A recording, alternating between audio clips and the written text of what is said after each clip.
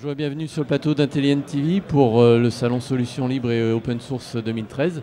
Avec moi Xavier Gérard, donc, qui représente MySQL, donc la base de données. Vous pouvez nous faire un petit rappel, aujourd'hui MySQL, ça représente quoi? C'est un nom connu? Tout à fait, c'est toujours la base de données la plus populaire, qui a énormément avancé. Depuis notre intégration chez Oracle, il y a 3 versions majeures de produits qui sont sorties. MySQL 5.5 en 2010, on vient de sortir MySQL 5.6 qui est une très grosse innovation en tout début d'année.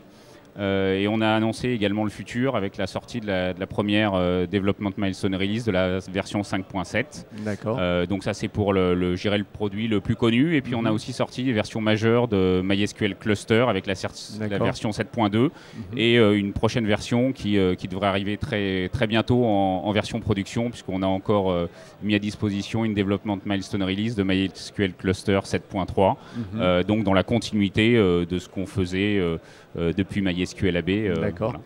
Très bien. Cette version 5.6, alors il y a une grosse innovation?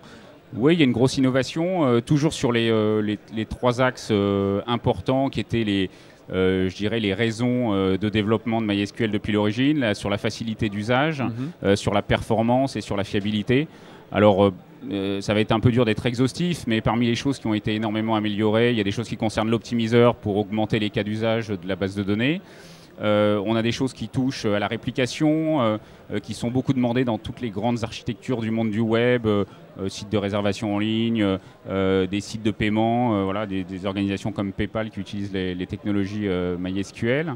Et puis enfin des choses liées au partitionnement pour stocker de plus en plus de données.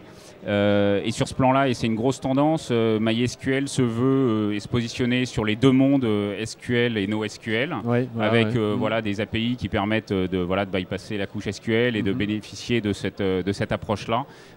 C'est une grosse tendance. Oracle positionne MySQL comme la base SQL et NoSQL. D'accord, donc justement par rapport à l'engouement autour du Big Data, j'imagine.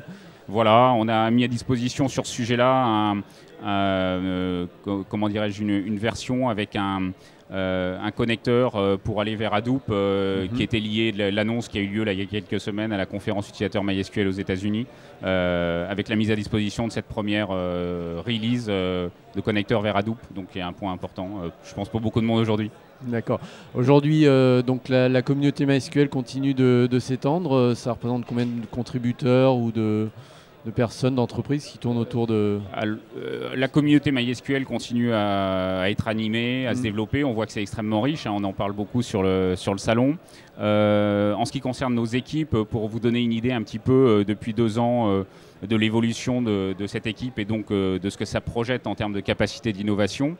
L'équipe d'engineering a été plus que doublée. Aujourd'hui, c'est plus de 200 ingénieurs qui nous permettent d'amener cette innovation qui est reconnue par les grands utilisateurs historiques de MySQL dans le monde du web, qui est reconnue aussi par des grands acteurs de la communauté qui regardent toujours avec un œil bienveillant ou critique ce qui peut être fait. Et aujourd'hui, on est assez satisfait parce que les retours sont très positifs sur cette version 5.6. D'accord.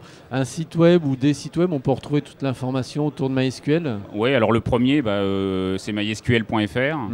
Vous allez trouver des case studies, vous allez trouver des livres blancs. Et on fait un effort assez important ces derniers temps pour avoir des livres blancs qui soient tournés sur vous aider à mettre en œuvre des nouvelles fonctionnalités. On a eu énormément d'avancées sur la réplication. Il y a des livres blancs sur la réplication qui vous expliquent comment mettre en œuvre ces nouvelles fonctionnalités. J'allais dire, on vous prend par la main.